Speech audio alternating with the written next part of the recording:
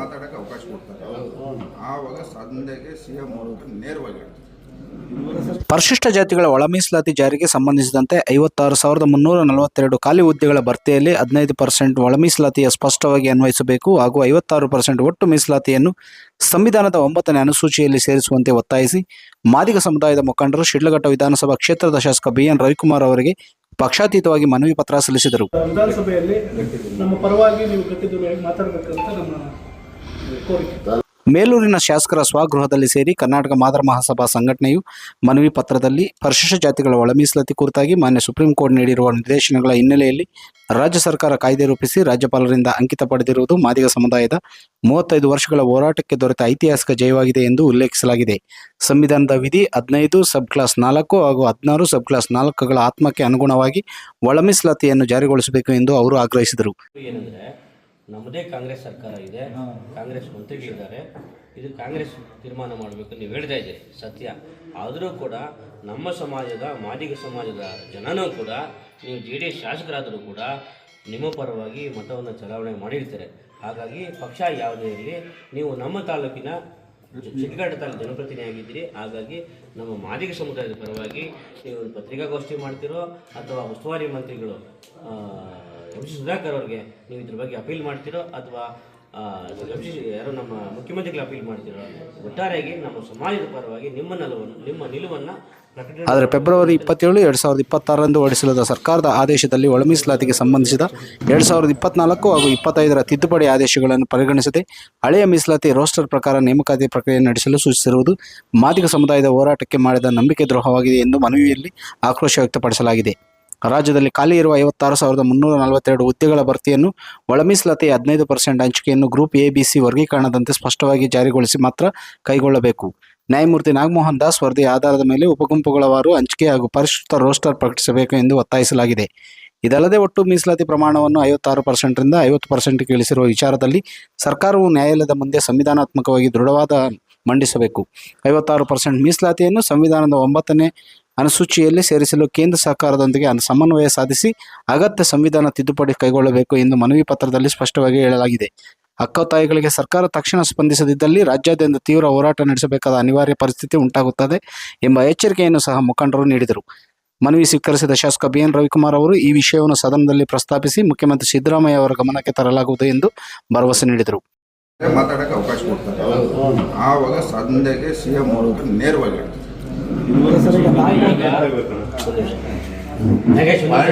ಜನ ಒಪ್ಪಿಗೆ ಈಗ ಅಧಿಕಾರ ಏನು ಕೊಡೋದು ಜನ ಜನಕ್ಕೆ ಒಳ್ಳೇದು ಮಾಡ್ಬೇಕಲ್ಲ. ಹೌದು, ಇದುವರೆಗೂ ಸದನದಲ್ಲಿ ಯಾರು ಮಾತಾಡಿಲ್ಲ. ನಮ್ಮ ಕ್ಷೇತ್ರದಲ್ಲಿ ನೀವು ಮಾತಾಡಿದ್ದೀರಿ 2-3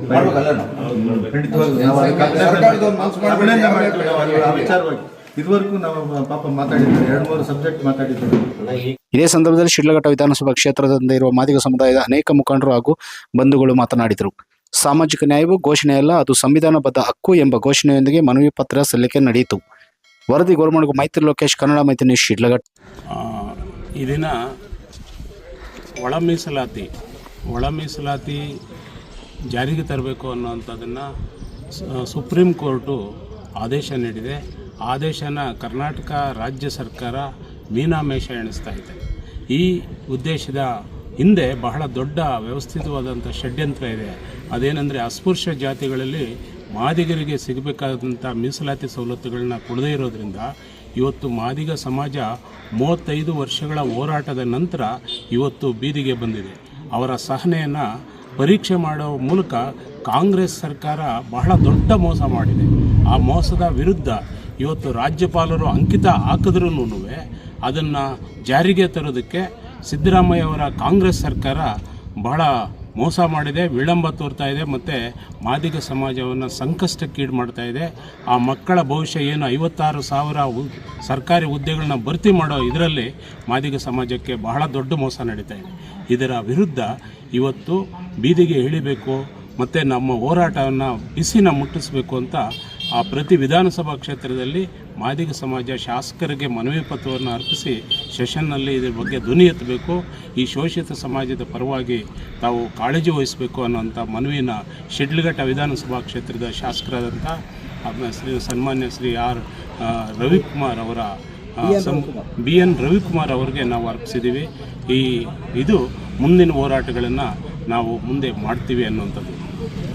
ಬಂಧುಗಳೇ, ಈ ದಿನ ನಾವು ಶಿಡ್ಲಘಟ್ಟದ ಶಾಸಕರಾಗಿರ್ತಕ್ಕಂಥ ರವಿಕುಮಾರ್ ಅವರನ್ನು ಭೇಟಿ ಮಾಡಿ ನಮ್ಮ ಚಿಕ್ಕಬಳ್ಳಾಪುರ ಜಿಲ್ಲಾ ಮಾದಾರ ಮಹಾಸಭಾ ಹಾಗೂ ತಾಲೂಕಿನ ಅಧ್ಯಕ್ಷರ ಹಾದಿಯಲ್ಲಿ ನಾವು ಏನು ಸುಮಾರು 35 ವರ್ಷಗಳ ನಿರಂತರ ಹೋರಾಟವನ್ನು ಮಾಡ್ತಾಯಿದ್ದೀವಿ. ಒಳ ಮೀಸಲಾತಿಯನ್ನು ಜಾರಿ ಮಾಡಬೇಕು ಅಂತ ಕಳೆದ ಒಂದು ವಾರ 15 ದಿನಗಳಿಂದ ಯಥಾವತ್ತಾಗಿ ಸುಮಾರು ಸರಣಿ ಮೇಲೆ ಸರಣಿ ಸಭೆಗಳು ನಡೀತಾ ಇದ್ದೇವೆ. ಮಾನ್ಯ ಮುಖ್ಯಮಂತ್ರಿಗಳು, ಆಮೇಲೆ ಸಮುದಾಯದ ಮಂತ್ರಿಮಂಡಲದ ಸಚಿವರು ಇವೆಲ್ಲನೂ ಕೂಡ ಅನೇಕ ವಿಚಾರಗಳನ್ನು ಇದನ್ನು ಮಾಡಬೇಕಾ ಬೇಡವಾ ಅಂತಕ್ಕಂಥದ್ದು. ಅದರ ಜೊತೆಗೆ ನಮಗೆ ಒಳ ಮೀಸಲಾತಿಗೆ ನಮಗೆ ರಾಜ್ಯಪಾಲರು ಕೂಡ ಅಂಕಿತ ಆಗಿರ್ತಕ್ಕಂಥದ್ದು ಭಾಳ ಸಂತೋಷದ ವಿಚಾರ. ಆದರೆ ಕೆಲವು ಟೆಕ್ನಿಕಲ್ ಆಗಿ ನಮಗೆ ತೊಂದರೆ ಆಗ್ತದೆ, ಮಾಡಲಿಕ್ಕೆ ಕಾನೂನು ತೊಡಕಿದೆ ಅಂತಕ್ಕಂಥ ಅಂಶವನ್ನು ಕೂಡ ಕೆಲವು ಸಚಿವರು, ಕೆಲವು ಶಾಸಕರು ಕೂಡ ಇದ್ರ ಬಗ್ಗೆ ಆಕ್ಷೇಪಣೆ ವ್ಯಕ್ತಪಡಿಸಿದ್ದಾರೆ ಅಂತಕ್ಕಂಥದ್ದು ನಮಗೆ ಗೊತ್ತಾಗಿ ಇದನ್ನು ಕಾನೂನು ಚೌಕಟ್ಟಿನಲ್ಲಿ ನಮಗೇನು ಸುಪ್ರೀಂ ಕೋರ್ಟು ಆದೇಶವನ್ನು ಮಾಡಿದೆ, ಆ ಸುಪ್ರೀಂ ಕೋರ್ಟು ಮತ್ತು ಕಾನೂನು ಮತ್ತು ಸಂವಿಧಾನ ಈ ಅಡಿಯಲ್ಲಿ ನಮಗೆ ನ್ಯಾಯವೇನಾದರೂ ಸಿಗಬೇಕಾದ ಇಂಟರ್ನಲ್ ರಿಸರ್ವೇಷನ್ ಜಾರಿಯಾದಾಗ ಮಾತ್ರ ಇಡೀ ನಮ್ಮ ರಾಜ್ಯದಲ್ಲಿ ಇರ್ತಕ್ಕಂಥ ಮಾದಾರ ಮಹಾಸಭಾ ಅಥವಾ ನಮ್ಮ ಮಾದಿಗ ಸಮಾಜದ ಯುವಕರಿಗೆ ಮತ್ತು ನಮ್ಮ ಮುಂದಿನ ಜನಾಂಗದ ಏನು ಭದ್ರ ಬುನಾದಿ ಅಂತ ಹೇಳ್ತೀವಿ, ನಮ್ಮ ಶಕ್ತಿ ಕೇಂದ್ರಗಳಿಗೆ ಮತ್ತು ನಮ್ಮ ಯುವಕರಿಗೆ ಉದ್ಯೋಗವನ್ನು ಸಿಗೋದಲ್ಲಿ ಸುಮಾರು 56,000 ಉದ್ಯೋಗಗಳನ್ನು ಅಲೋಕೇಟ್ ಮಾಡಿದಾಗ ಅದರಲ್ಲಿ ಇಂಟರ್ನಲ್ ರಿಸರ್ವೇಷನ್ ಬಂದಾಗ ಸುಮಾರು ಪ್ರತ್ಯೇಕವಾಗಿ ಒಂದು 3,000 4,000 ನಮಗೆ ಸಿಗ್ಬೋದಂತ ಆಶಯವನ್ನು ವ್ಯಕ್ತಪಡಿಸ್ತಾ, ಅದ್ರ ಜೊತೆಗೆ ನಮ್ಮ ಹಿರಿಯ ಸಚಿವರು ಮತ್ತು ನಮ್ಮ ಮಾದಾರ ಮಹಾಸಭಾದ ರಾಜ್ಯಾಧ್ಯಕ್ಷ KH ಮುನಿಯಪ್ಪನವರ ಆದೇಶದ ಮೇರೆಗೆ ಇಡೀ ರಾಜ್ಯದಲ್ಲಿರ್ತಕ್ಕಂಥ ಎಲ್ಲ ಶಾಸಕರನ್ನು, ಸಚಿವರನ್ನು ಭೇಟಿ ಮಾಡಿ ನಾವು ನಮ್ಮದೇ ಆಗಿರ್ತಕ್ಕಂಥ ಆಹ್ವಾನ ಒಳ ಮೀಸಲಾತಿ ಜಾರಿ ಆಗಬೇಕು. ಮತ್ತು ನೀವು ಪ್ರತಿ ತಾಲೂಕಿನಲ್ಲಿ ಕೂಡ ನಮ್ಮ ಸಮಾಜ ನೀವು ಪರವಾಗಿ ಕೆಲಸ ಮಾಡಿರ್ತೀರ. ಹಾಗಾಗಿ ನೀವು ತಾಲೂಕು ಕೇಂದ್ರಗಳಲ್ಲಾಗಿರ್ಬೋದು ಅಥವಾ ಸದನದಲ್ಲಾಗಿರ್ಬೋದು, ನಿಮಗೆ ಇರ್ತಕ್ಕಂಥ ಇತಿಮಿತಿಯಲ್ಲಿ ನೀವು ನಮ್ಮ ಸಮಾಜದ ಬಗ್ಗೆ ಧ್ವನಿ ಆಗಬೇಕು ಅಂತೇಳಿ ಎಲ್ಲ ಶಾಸಕರು ಕೂಡ ನಾವು ನಮ್ಮ ಹಕ್ಕನ್ನು ಒತ್ತಾಯ ಮಾಡಿದ್ದೀವಿ. ಹಾಗೆ ಕೂಡ ಇನ್ ಕೇಸ್ ಅವರೇನಾದರೂ ನಮ್ಮ ಪರವಾಗಿ ಹಕ್ಕೊತ್ತಾಯ ಮಾಡಿಲ್ಲ ಅಂದರೆ ನಾವು ಉಗ್ರವಾಗಿರ್ತಕ್ಕಂಥ ಹೋರಾಟವನ್ನು ಎಲ್ಲ ತಾಲೂಕು ಕೇಂದ್ರಗಳಲ್ಲಾಗಿರ್ಬೋದು, ಎಲ್ಲ ಜಿಲ್ಲಾ ಕೇಂದ್ರಗಳಲ್ಲಾಗಿರ್ಬೋದು ಮುಂದಿನ ದಿನಗಳಲ್ಲಿ ಇವತ್ತೇನು ನಮಗೆ ಕ್ಯಾಬಿನೆಟ್ ಸಭೆ ಇದೆ, ಆ ಸಭೆಯಲ್ಲಿ ಏನಾದರೂ ತೀರ್ಮಾನ ನಮ್ಮ ಪರವಾಗಿ ಆಗಿಲ್ಲ ಅಂದರೆ ಕಡೆ ಉಗ್ರವಾಗಿರ್ತಕ್ಕ ಹೋರಾಟವನ್ನು ಮಾಡಲಿಕ್ಕೆ ನಾವು ಈ ಸಂದರ್ಭದಲ್ಲಿ ಎಲ್ಲರೂ ಕೂಡ ಇದು ಒಂದು ಎಚ್ಚರಿಕೆ ಸಂದೇಶನ ಆಗ್ಬೋದು ಅಥವಾ ಮನವಿಯನ್ನು ಕೂಡ ಅಂದ್ಕೊಳ್ಬೋದು ಅಂತ ಹೇಳ್ತಾ ಈ ಸಂದರ್ಭದಲ್ಲಿ ಇವರು ನಮ್ಮ ಸಮಾಜದ ಪರವಾಗಿ ಧ್ವನಿ ಆಗಬೇಕು ಅಂತೇಳಿ ಈ ಸಂದರ್ಭದಲ್ಲಿ ನಾವು ಕೂಡ ಶಾಸಕರಿಗೆ ಮನವಿ ಮಾಡಿದ್ದೀವಿ. ಮಿತ್ರರೆ, ಏನು ಇವತ್ತು ನಮ್ಮ ಶಿಡ್ಲಘಟ್ಟ ತಾಲೂಕಿನ ಎಲ್ಲ ಮಾದಿಗ ಸಮುದಾಯದವರು, ನಮ್ಮ ನೆಚ್ಚಿನ ನಾಯಕರು, ಶಿಡ್ಲಘಟ್ಟ ತಾಲೂಕಿನ ಜನಪ್ರಿಯ ಶಾಸಕರಿಗೆ ಒಂದು ಮನವಿಯನ್ನು ಕೊಟ್ಟಿದ್ದೀವಿ. ಏನು ಇವತ್ತು ನಮ್ಮ ಮೀಸಲಾತಿ ಬಗ್ಗೆ ಚರ್ಚೆ ಮಾಡಬೇಕು ಅಂತ ನಮ್ಮ ಶಾಸಕರು ಮನವಿ ಕೊಟ್ಟಿದ್ದೀವಿ. ಇದ್ರ ಬಗ್ಗೆ ನಮ್ಮ ಶಾಸಕರು ವಿಧಾನಸಭೆಯಲ್ಲಿ ಇದ್ರ ಬಗ್ಗೆ ಮಾತಾಡಬೇಕಂತ ನಮ್ಮ ಸಮುದಾಯದವರೆಲ್ಲ ಬಂದು ಶಾಸಕರಿಗೆ ಹೇಳಿ ಪ್ರೋತ್ಸಾಹ ಕೊಟ್ಟಿದ್ದಾರೆ. ಅದಕ್ಕೆ ನಾವು ಶಾಸಕರ ಗಮನಕ್ಕೆ ಕೊಟ್ಟಿದ್ವಿ. ಶಾಸಕರು ಮಾತಾಡ್ತೀನಿ ಅಂತ ಹೇಳಿದ್ದಾರೆ. ಈ ಧ್ವನಿ ನಮ್ಮ ಸಿದ್ದರಾಮಯ್ಯ ಅವರಿಗೆ, ಮುಖ್ಯಮಂತ್ರಿಗಳಿಗೆ ತಲುಪಬೇಕಂತ ನಮ್ಮ ಶಾಸಕರಿಗೆ ಮನವಿ ಕೊಟ್ಟಿದ್ವಿ. ಹಾಗೂ ನಮ್ಮ KH ಮುನಿಯಪ್ಪನವರು ಅವ್ರ ಮುಖಾಂತರನೂ ಈ ಧ್ವನಿ ಎತ್ತಬೇಕು ಅಂತ ನಮ್ಮ ಸಮುದಾಯದವ್ರಿಗೆ ಒಳ್ಳೆಯದಾಗಬೇಕಂತ ಶುಭ ಹಾರೈಸ್ತೀವಿ. Thank you. ಚಿಕ್ಕಬಳ್ಳಾಪುರ ಜಿಲ್ಲಾ ಮಾದಾರ ಮಹಾಸಭಾದ ಎಲ್ಲ ಮುಖಂಡರುಗಳೇ ಹಾಗೂ ಶಿಡ್ಲಘಟ್ಟ ತಾಲೂಕಿನ ಮಾದಾರ ಮಹಾಸಭಾದ ಎಲ್ಲ ಮುಖಂಡರುಗಳೇ, ಇವತ್ತಿನ ದಿನ ನಮ್ಮ ಅಧ್ಯಕ್ಷರಾದಂಥ KH ಮುನಿಯಪ್ಪರ ಅಪ್ಪಣೆ ಮೇರೆಗೆ ನಮ್ಮ ಮುಖಂಡರೆಲ್ಲ ಬಂದು ಶಿಡ್ಲಘಟ್ಟ ತಾಲೂಕು ಶಾಸಕರಾದಂಥ BN ರವಿಕುಮಾರ್ ಅವರಿಗೆ ಮನವಿಯನ್ನು ಕೊಟ್ಟಿರುತ್ತೇವೆ. ಅವರು ಸದನದಲ್ಲಿ ನಿಮ್ಮ ಪರವಾಗಿ ನಿಂತು ನಾವು ಕೆಲಸ ಮಾಡ್ತೀವಿ ಅಂತೇಳಿ ಮಾತು ಕೊಟ್ಟಿದ್ದಾರೆ. ಅದೇ ರೀತಿ ಅವ್ರ ಮಾತಿನಂತೆ ಕೆಲಸ ಆದರೆ ನಮಗೂ ತುಂಬ ಒಳ್ಳೆಯದು. ಇಲ್ಲ ಅಂದರೆ ಮುಂದಿನ ದಿನಗಳಲ್ಲಿ ನಾವು ನಮ್ಮ ಕೆಲಸ ಆಗುವವರೆಗೂ ಹೋರಾಟ ಉಗ್ರ ಹೋರಾಟ ಮಾಡ್ತೀವಿ ಅಂತೇಳಿ ಮನವಿಯನ್ನು ನೀಡಿರ್ತೇವೆ. ಅದೇ ರೀತಿ ಸರ್ಕಾರದಲ್ಲಿ ಕೂಡ ಇವರೆಲ್ಲ ನಮ್ಮ ಮನವಿಗೆ ಆಹ್ವಾನಿಸಿ ಕೆಲಸ ಮಾಡಿ ಅನುಕೂಲ ಮಾಡಿಕೊಡ್ಬೇಕಂತ ಕೇಳಿದ್ದೀವಿ. ಇಲ್ಲವಾದಲ್ಲಿ ನಾವು ಮುಂದಿನ ದಿನಗಳಲ್ಲಿ ಉಗ್ರ ಹೋರಾಟ ಮಾಡೋಕ್ಕೆ ರೆಡಿ ಇರ್ತೀವಿ. ಸತತವಾಗಿ 35 ವರ್ಷಗಳಿಂದ ನಮ್ಮ ಹಿರಿಯರು ಎಲ್ಲರೂ ಸೇರಿ ಹೋರಾಟಗಳೇನು ಮಾಡ್ಕೊಂಡು ಬಂದಿದ್ದಾರೆ ಸಮುದಾಯಕ್ಕೋಸ್ಕರ. ಇವತ್ತು ಅದಕ್ಕೊಂದು ನ್ಯಾಯವಂತ ಒಚ್ಚಿಕೊಟ್ಟಿದ್ದಾರೆ. ಆದರೆ ಅದನ್ನೆಲ್ಲೋ ಒಂದು ಕಡೆ ನಮ್ಮನ್ನು ತಟ್ಟೆಯಲ್ಲಿ ಊಟ ಹಾಕ್ಬಿಟ್ಟು ಆ ತಟ್ಟೆ ಊಟನೇ ಕಿತ್ಕೊತಾ ಇದ್ದಾರೆ. ಇವತ್ತು ಯುವಕರು ಯಾರು ಸುಮ್ಮನೆ ಇರ್ತಾ ಇಲ್ಲ. ಈಗಾಗಲೇ ಎಲ್ಲ ಜಿಲ್ಲೆಗಳಲ್ಲಿ, ಎಲ್ಲ ತಾಲೂಕಿನಾದ್ಯಂತ ಯುವಕರು, ನಿರುದ್ಯೋಗಿಗಳು ಎಲ್ಲ ಕೆಚ್ಚೆದೆಯಿಂದ ಬೀದಿಗೆ ಬರ್ತಾ ಇದ್ದಾರೆ. ಇವತ್ತೇನಾದರೂ ಒಂದು ನಿರ್ಣಯ ಪರವಾಗಿ ಬರಲಿಲ್ಲ ಅಂತಂದರೆ ನಾಳೆ 6ನೇ ತಾರೀಕು ಇಡೀ ಜಿಲ್ಲಾದ್ಯಂತ ಉಗ್ರವಾದಂಥ ಹೋರಾಟ ಸತ್ಯವಾಗ್ಲೂ ನಡೆಯುತ್ತೆ. ಇದಕ್ಕೆ ಕಾರಣ ಸರ್ಕಾರನೇ ಆಗಿರುತ್ತದೆ. ಆದಮೇಲೆ ಏನು ಈ ದಿನ ನಮ್ಮ ಈ ಮಾದಿಗ ಸಮುದಾಯದ ಕೂಗು ಸುಮಾರು 30 ವರ್ಷಗಳಿಂದ ಸುಮಾರು ಜನ ಈ ಒಂದು ಒಳಮೀಸಲಾತಿಗಾಗಿ ಸುಮಾರು ಪ್ರಾಣ ತ್ಯಾಗವನ್ನು ಮಾಡಿದ್ದಾರೆ. ದಯವಿಟ್ಟು ಈ ಸರ್ಕಾರ ಮೀನಾಮೇಷ ಎಣಿಸ್ತಾ ಇದೆ.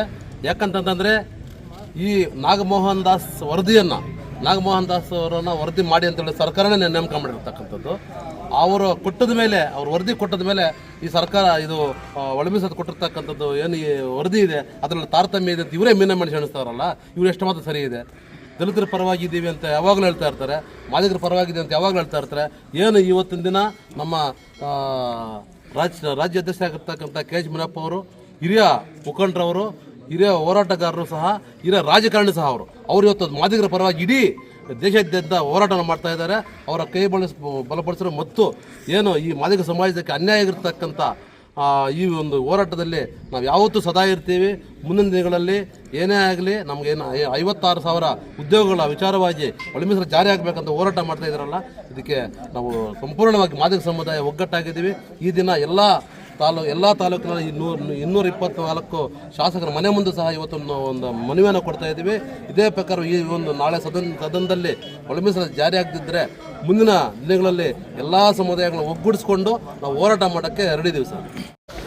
ಏನಿವತ್ತು ಇಡೀ ರಾಜ್ಯಾದ್ಯಂತ ಎಲ್ಲ 224 ಶಾಸಕರ ಮನೆಗಳ ಮುಂದೆ ನಮ್ಮ ಮಾದಾರ ಮಹಾಸಭಾದಿಂದ ಈ ಒಂದು ಒಳಮೀಸಲಾತಿ ಜಾರಿ ಆಗಬೇಕಂತ ಸುಮಾರು 35 ವರ್ಷಗಳ ಹೋರಾಟದ ಫಲವಾಗಿ ಮುಂದಿನ ಈ ಒಂದು ಕ್ಯಾಬಿನೆಟಲ್ಲಿ ಇವತ್ತಿರುವಂಥ ಕ್ಯಾಬಿನೆಟಲ್ಲಿ ನಮಗೆ ಒಂದು ಒಳಮೀಸಲಾತಿ ಜಾರಿ ಆಗಲೇಬೇಕಂತ ಕೂಗನ್ನು ನಮ್ಮ ಶಾಸಕರ ಮುಂದೆ ನಾವು ಇಡೀ ತಾಲೂಕಿನ ಸಮುದಾಯದವರೆಲ್ಲ ಬಂದು ತಾಲೂಕಿನ ಶಾಸಕರ ಮನೆ ಮುಂದೆ ಬಂದು ಶಾಸಕರಿಗೆ ನಾವು ಮನವಿ ಕೊಟ್ಟಾಗ ಶಾಸಕರು ಇದಕ್ಕೆ ಧ್ವನಿಗೂಡಿಸಿ ನಾವು ಸಿದ್ದರಾಮಯ್ಯವ್ರಿಗೆ ನೇರವಾಗಿ ನಾವು ಉತ್ತರ ಅವರಲ್ಲಿ ಪ್ರಶ್ನೆ ಮಾಡ್ತೀವಿ, ಈ ಸಮುದಾಯಕ್ಕೆ ನ್ಯಾಯ ಸಿಗಬೇಕಂತ ಹೇಳ್ಬಿಟ್ಟು ನಮಗೆ ಈಗಾಗಲೇ ಭರವಸೆ ಕೊಟ್ಟಿದ್ದಾರೆ.